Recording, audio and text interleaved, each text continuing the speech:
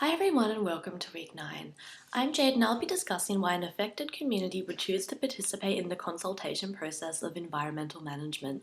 To reinforce my points, I'll be using an example of the Asopus River pollution in Greece and its impact on downstream towns. An affected community is one who will be impacted by a project or who are interested in an issue or process. It can be extended to include those with shared but not always coinciding interests. All environmental decisions impact upon certain groups and the public. Community consultation ensures that those affected by such decisions have the opportunity to voice their concerns and influence the decision-making process. Due to the fact that most decisions are dictated by government agencies, supplementary democratic institutions are needed to include the interests of those impacted by the decision. The affected community members choose to participate in the consultation process for many reasons. These can include making their perspectives and interests heard by the dominant decision makers, ensuring the local and public interests are considered, and to alter or maintain the status quo. They can also express frustration and anger, promote healthy public relations and show social responsibility, protect the local environment and amenities and property values, and accept an invitation to express opinions as a form of public duty. The participation is beneficial to the affected community as it enables decision makers to have insight into community perspectives on the proposal or project. It creates discussion of the underlying values of interest groups, and experts can obtain valuable knowledge and ideas from the community. Participation in the consultation process also allows communities to make judgments of the environmental uncertainties and associated complexities and risks, while reinforcing community ownership. This can decrease the chance of negative impacts. Community participation also decreases the chance of groups being overlooked by the dominant voice of government agencies. Groups that are commonly dismissed in the decision-making process are Indigenous communities who actually have large amounts of local and experiential knowledge to offer. Community groups often participate in the consultation process when they feel as though accepting environmental decisions by the set government agencies is inadequate in addressing a particular issue. Affected community members can have a large impact on environmental decisions and can result in large-scale social change. Although one might expect government agencies to have equal influence on environmental decision-making factors as other stakeholders, in reality this is not always the case. It is shown in rural communities who are geographically isolated, youth, women, and Indigenous communities and non-English speaking people.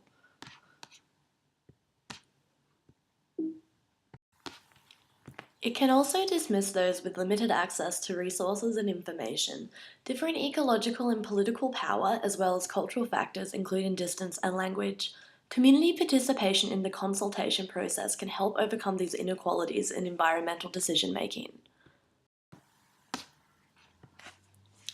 An example that reinforces why affected communities choose to participate in the consultation process is the case study of the pollution of Asopus River in Greece and its catastrophic impact on the downstream river communities of Oropus and Enofita.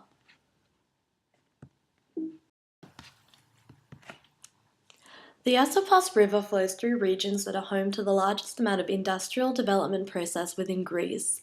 It supports 1,300 industries such as metal processing and food industries.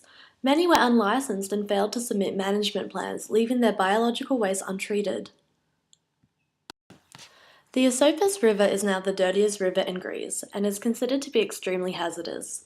It is fed by toxic industrial sewer and dangerous substances which flow through the underground water horizon into the seaside towns of Oropus and Enofita.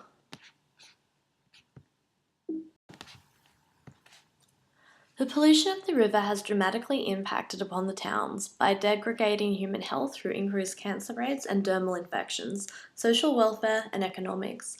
It negatively affects tourists, agriculture, and food production, which the towns rely on. Due to these catastrophic impacts, affected communities join forces to apply pressure to the government to enforce environmental regulations.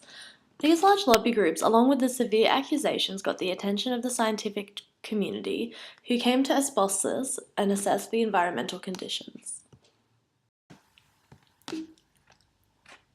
It was discovered that the underground waters of the river had been contaminated by industrial waters and deemed unsuitable for both drinking and irrigation. It contained large quantities of hexavalent chromium, lead, chlorine, and nitrates.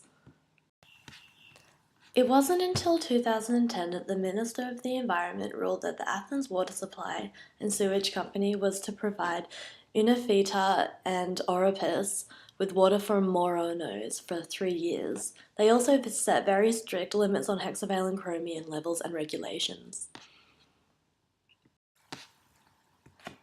They implemented a repeal for past legislation of presidential decree which had claimed that Asopus was a waste deposit, prohibited the dumping of industrial waste, enforced strong contracts to force industries to comply with environmental regulations, and established a Inufita Environmental Inspection Office.